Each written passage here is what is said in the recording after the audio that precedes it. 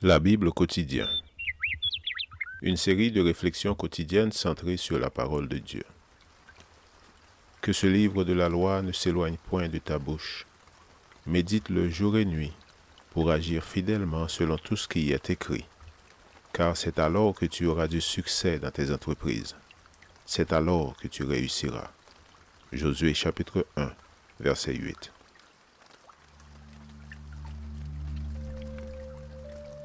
Aujourd'hui, le 16 octobre, les lumières du monde.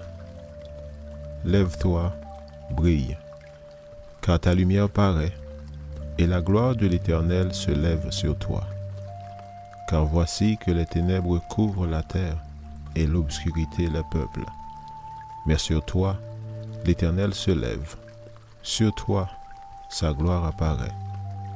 Des nations marcheront à ta lumière, et des rois à la clarté de ton aurore. Ésaïe 60, versets 1 à 3. Ce texte semble avoir sa contrepartie dans le Nouveau Testament. C'est vous qui êtes la lumière du monde. Une ville située sur une montagne ne peut être cachée.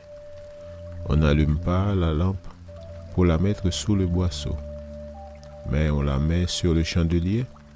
Elle brille pour tous ceux qui sont dans la maison. Que votre lumière brille ainsi devant les hommes, afin qu'ils voient vos bonnes œuvres et glorifient votre Père qui est dans les cieux. Matthieu 5, versets 14 à 16.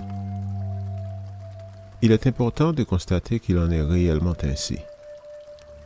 Actuellement, dans le domaine spirituel et moral, les ténèbres recouvrent la terre. En matière spirituelle, l'humanité marche à tâtons, aveuglée par l'éclat de la connaissance scientifique, technologique et philosophique. Un auteur adventiste dit ceci, je cite, « La perspective est sombre. De sérieux dangers s'annoncent à l'horizon de la civilisation. L'humanité, semble-t-il, parcourt la période la plus obscure de son histoire. Les dangers guettent dans les ténèbres. La conscience de l'homme contemporain est marquée par la peur et la confusion. À cette heure où règne la confusion et l'obscurantisme, les doctrines philosophiques et les systèmes religieux qui sont censés montrer la voie semblent s'être taris. À l'heure la plus sombre de son histoire, l'humanité chancelle, au bord de l'abîme, sans lumière ni espoir face au lendemain. » Fin de citation.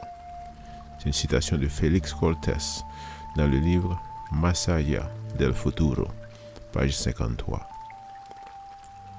Certains s'interrogent, est-il possible que Dieu ait confié toute la lumière nécessaire à un monde plongé dans les ténèbres, à une église aussi petite, aussi faible, aussi peu fervente, aussi lente à croire et aussi peu active?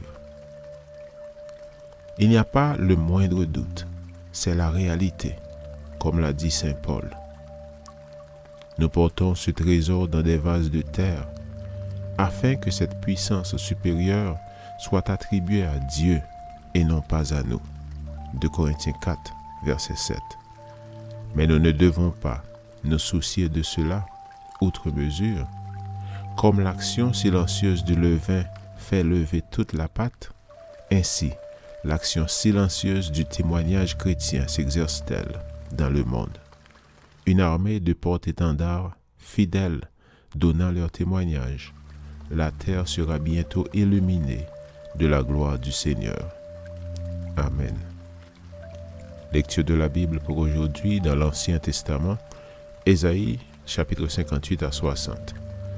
Et dans le Nouveau Testament, Romains chapitre 5. Merci d'avoir écouté. Je vous souhaite de passer une excellente journée avec Jésus. À la prochaine!